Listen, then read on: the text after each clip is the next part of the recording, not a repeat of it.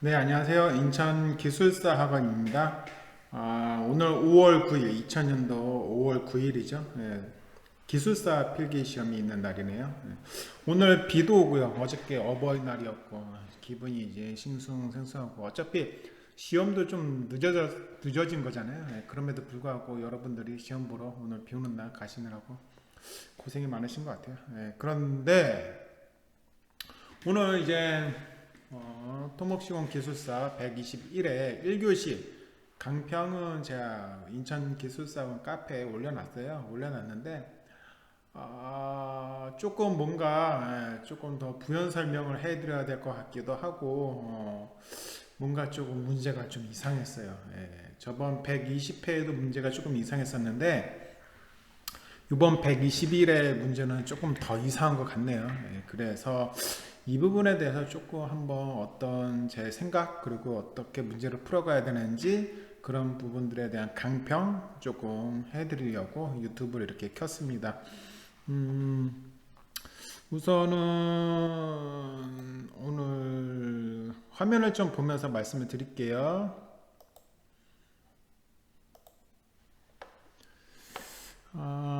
화면을 보면은 요번에 이제 120일에 제가 오늘 죄송한 말씀이지만 면도도 안 했고요. 그리고 좀 부시시해요. 오늘 뭐 쉬는 날인데 그냥 학원에 나와서 지금 이렇게 하고 있는 건데 뭐 어쨌든 요 부분에 대해서 지금 설명드리고 있는 거 한번 봐 보도록 할게요.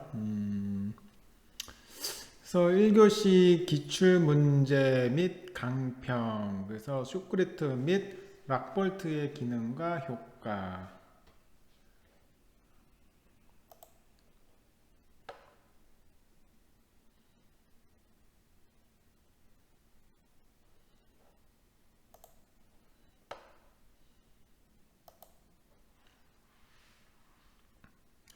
네, 쇼크리트 및 락볼트의 기능과 효과 1교시 문제죠. 그래서 1교시 문제인데 어, 요거는 뭐 쉬워요. 그쵸? 그래서 요 문제는 좀 쉬운 편이고 쉽죠.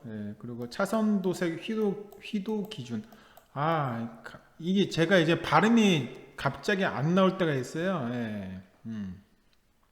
발음이 갑자기 안 나올 때가 있다는 것은 제가 이 단어를 말을 해본 적이 거의 없다는 거거든요. 말을 해본 적이 없으니 단어를 갑자기 읽으려고 하니까 말도 안 나오고요.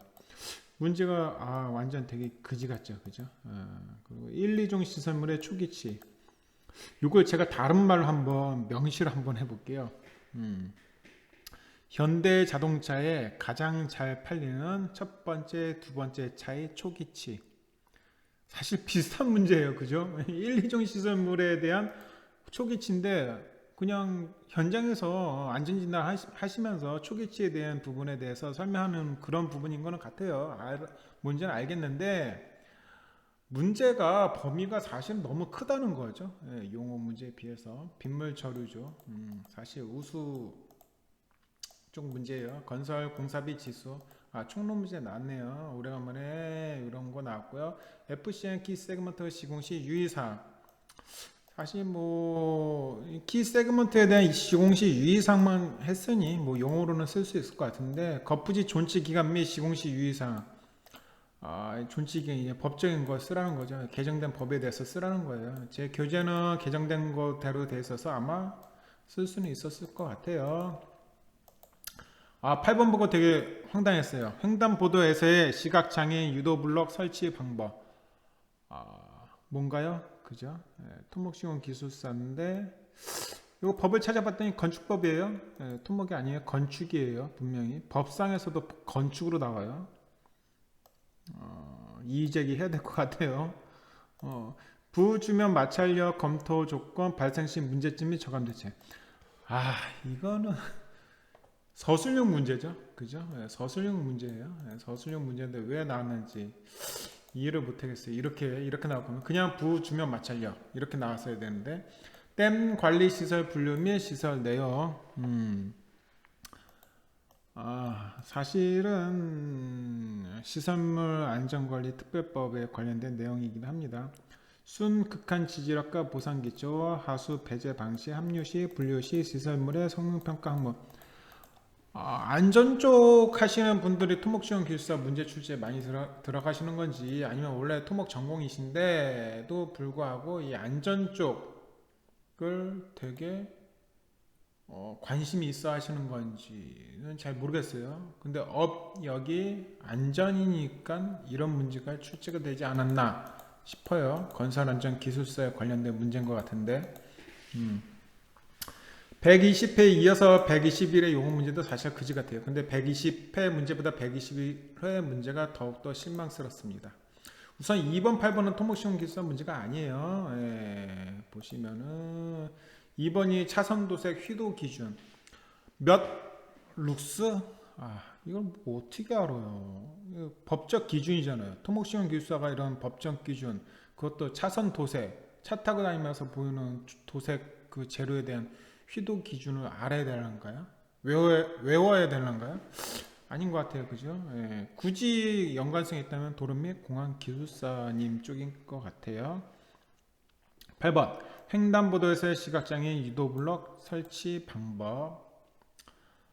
700억 이상짜리 현장 대리인을 뽑는데 700억 이상짜리 해당되는 공종이라고 보기에는, 그런 공종에 포함된다고 보기에는 조금 어폐가 있고요.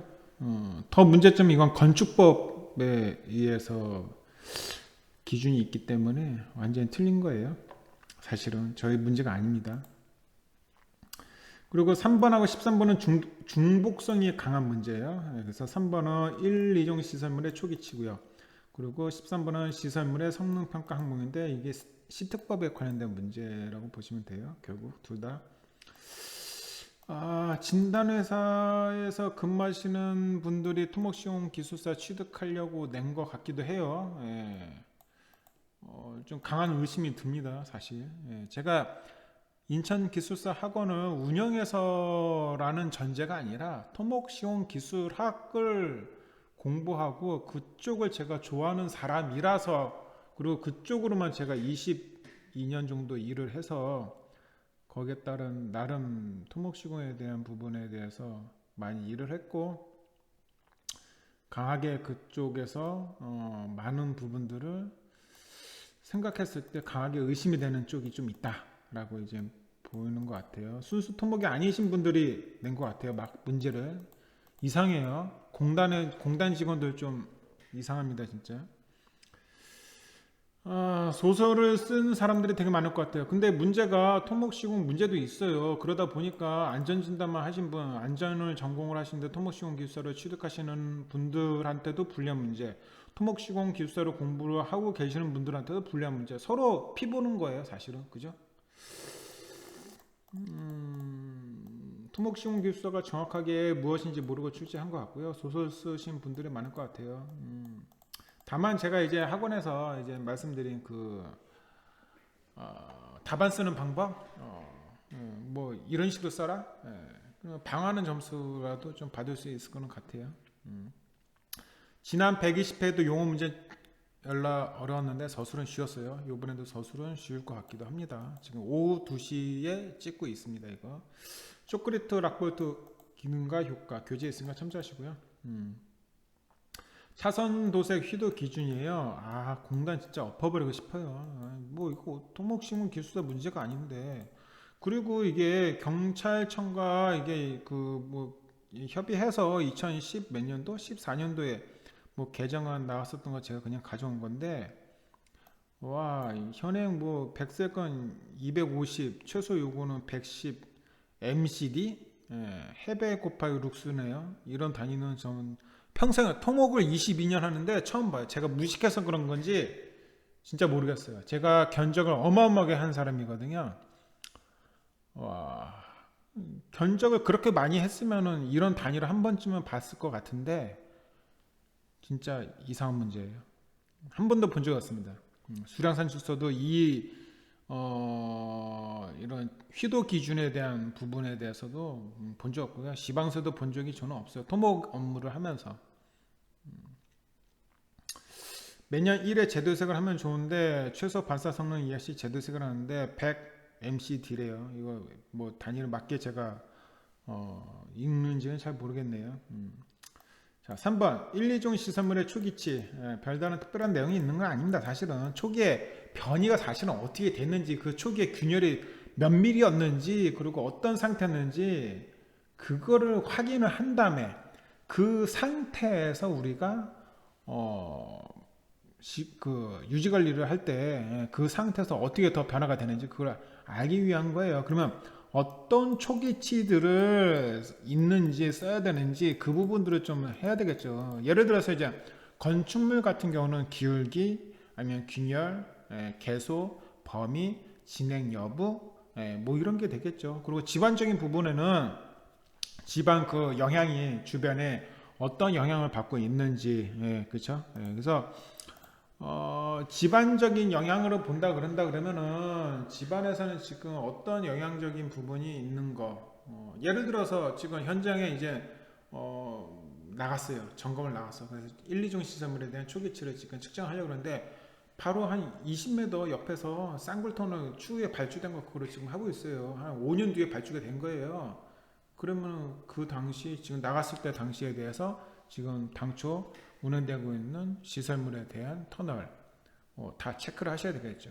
그런 체크할 수 있는 항목들 이런 것들을 같이 넣어 주신다라고 지금 보시면 될 것 같아요. 네. 그래서 초기 점검 데이터에 대한 부분인데 그 부분에 대해서는 구조체에 대한 부분과 집안적인 부분 그리고 주변 영향적인 부분 이렇게 나눠서 써도 점수는 나올 것 같아요. 그리고 빗물 저류조 이것도 뭐 그렇게 크게 중요한 공법은 아니죠. 그죠? 엄청나게 중요한 공법은 아닌데 그죠? 700억 이상짜리 공사 현장 소장으로서 그래요 좀. 그래서 어쨌든 이거는 사실 빗물 저류조는요 요즘 많이 해야 돼요. 무조건 해야 되는데 왜 그러냐 그랬더니 물의 재이용 촉진 및 지원에 관한 법률에 따라서 우리가 해야 됩니다. 법이 있어요. 결국 요번에 용어 문제 출제가 된 것은 사실은 법에 관련성 있는 부분들을 많이 했더라. 그러면 법에 관련성 있는 부분들을 왜 이렇게 많이 출제를 했느냐 거기에 대한 의구심을 우선 할 수 있어요. 이 법 전문가님이 들어오셨나 뭐 어쩌나 뭐 여러 가지 뭐 이유는 있을 것 같아요. 그래서 어떤 법이든지 어떤 문제든지 그 법에 항상 적용이 되고 있는지 그걸 알고 있는지 법이 바뀌었으면 바뀐 것에 대해서 알고 있는지 기준은 어떻게 되는지 되게 궁금하신가 봐요. 우리 수험생들한테. 그래서 그러면 안 될 것 같은데 좀 그러시네요. 그죠? 어쨌든 빗물 저류조보다는 사실은 B.5염원 시설이 사실 더 중요해요. 토목 시공 하시는 분들에 비하면은 B.5염원이라는 게 여러 가지가 있을 건데 공사 중에는 뭐 현장에 덤프가 들어왔다가 반입됐다가 나갈 때 세륜장을 쓰긴 쓰는데 그래도 먼지 흙 이런 거 있을 거 아니에요. 그거 이제 도로에다 떨어뜨렸을 때 그게 이제 비가 왔을 때 쓸려가지고 어디론가 가겠죠. 아니면은 자동차가 누유가 있다든지 장비가 누유가 있다든지 아니면 뭐 쓰레기를 누가 버렸어. 그게 이제 우수관으로 이제 들어갈 거냐 비 오면은 그 B.5염원이라 그럽니다. 그래서 그거랑 이제 비교 설명할 수 있는 표 같은 거 하나 놓으면은 점수 되게 좋을 것 같아요. 그래서 빗물 저류조랑 B.5염원 시설이랑 어떻게 틀린 건지 건설공사비 지수 카페에 내용이 있어요. 참조하시면 될 것 같고요. 시간의 변화에 따라 건설공사 직접 공사비의 가격 변동을 측정하는 지수고요. 한국은행 산업 연간표, 생산자 물가지수, 대한건설협회 공사부문 시중노임 등을 이용해서 그렇게 해요. 근데 이거 만약 모른다 그러면 이거 어떻게 쓰라 했어요? 도시개발, 도입 배경, 시기, 개발 방향 뭐 이런 걸 좀 생각하셔가지고 그런 대제목들을 기본 대제목으로 한번 좀 쓰시면은 좋겠다라는 의미로 제가 이제 조금 말씀을 드렸죠. 그쵸? 그런 것도 이제 조금 한번 신경 쓰시면 참 좋을 것 같고요. FC 키 세그먼트 시공시 유의사항 이거 아는 문제잖아요. 그죠? 교재에 다 갖고 겉보지 존치기가 이거 제 교재에 바뀐 개정된 걸로 되어 있어요. 저번에도 한번 시험에 나왔는데 또 나왔어요. 그죠? 저번에 답을 제대로 잘 못 썼나 봐요. 예, 그러니까는 다시 한번 낸 것 같아요. 예, 그리고 횡단보도에서 시각장애인 유도 블록 설치 방법. 아, 이건 진짜 토목시공 기술사 아닌 것 같아요. 예.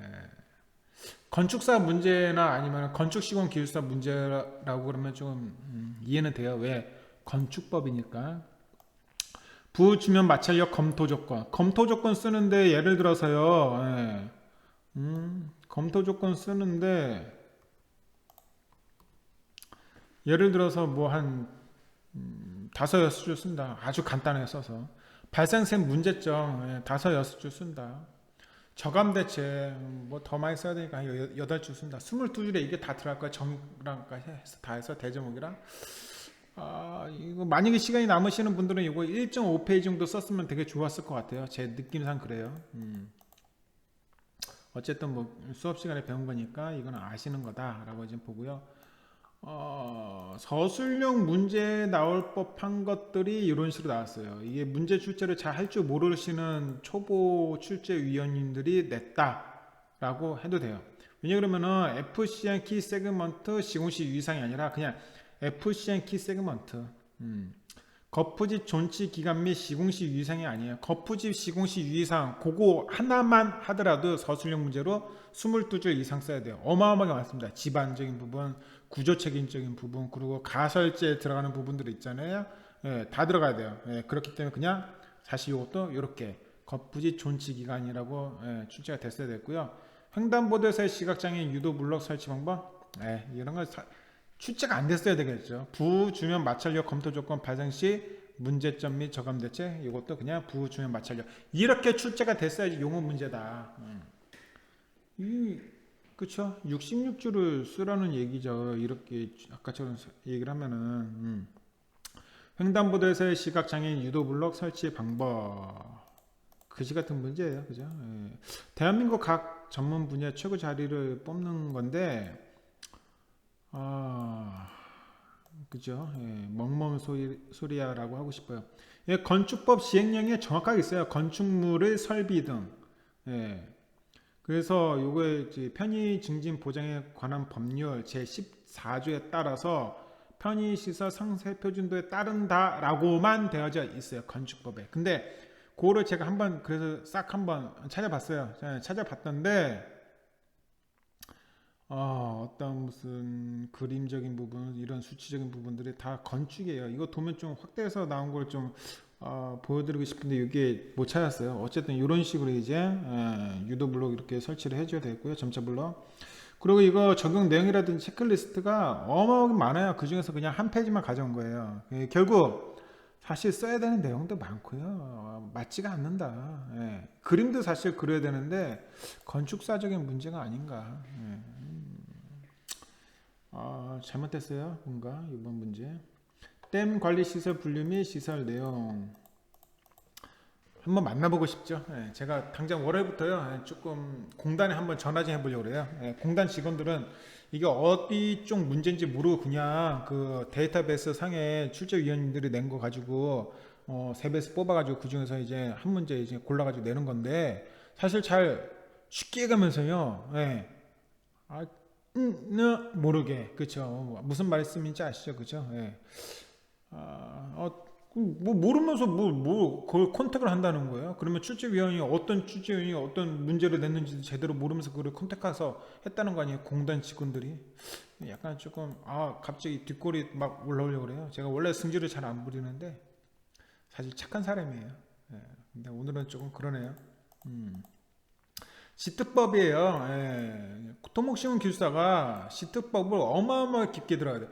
이게 분명히 영역이 있어요. 건설안전 기술사님들이 해야 되는 영역이 있고 토목시공 기술사님들이 해야 되는 영역이 있어요. 물론 시특법상 유지관리에 관련된 부분을 토목시공 기술사가 할 수도 있죠. 할 수도 있는데 너무 보편화되지 않은 부분이라는 거죠. 일반적으로 제가 22년을 토목 현장에서 있었던 사람인데 현장을 몰라도 너무 모르시는 거 아닐까라는 생각이 듭니다. 그래서 이런 거는 조금 잘 다시 한번 해줬으면 좋을 것 같고요. 순국한 지질학과 보상 기초. 토목을 잘 모르시는 분이 출제한 것 같아요. 예. 왜냐 그랬더니 원래 사실 이게 두 가지 뜻이 있는데 보상기초 부분에 있는 거랑 그냥 극한지지로 얘기하는 부분. 근데 이게 지금 뒤에 보상기초가 나왔으니까는 완전 보상기초 부분이라고 생각하시면 될 것 같고요. 하수 배제 방식, 함유식, 분류식 이건 다 아는 내용이잖아요. 카페 내용 좀 보십시오. 그리고 시설물의 성능 평가 뭐 이것도 드리고 싶은 말은 사실 많은데 자꾸 그냥 뭐 그런 별로 그냥 찡찡거리는 것만 같아가지고 그냥 넘어갑니다. 뭐 어쨌든 22줄에 이걸 다 넣기는 사실 좀 어려워요. 어렵고 정 안 되면은 정밀안전 진단에 관련된 사항을 넣든지 아니면은 뭐 이런 밑에 보면 이런 뭐 사항들이 있어요. 뭐 성능 평가를 해야 되는 게 뭐 안전도 있고 내구도 있고 사용도 있고 종합 평가를 해야 되는 부분도 있고 그래서 이렇게 있는데 우선 다 쓰기는 어렵죠, 그죠? 그렇기 때문에 성능 평가 항목이 대충 몇 개 있다고 본인들이 생각한 거 있어요. 몰라도 돼, 법을. 그게 보통 맞을 가능성이 맞아요. 왜냐 그랬더니 현장밥 먹고 이상 있는 거라고 생각하는 거는 그게 그거다라고 생각하시고 답안지로 적으셔도 점수는 나오니까 크게 걱정하지는 않으셔도 될 것 같아요. 안전기술사로 뽑는 게 아니고요. 토목시공 기술사로 뽑는 거기 때문에 아마 거의 그 밥에 그 밥이다 라고 생각하시면은 크게 문제될 것 같지는 않다라고 이제 봅니다. 개 중에는 뭐 잘 쓰시는 분도 계시겠죠.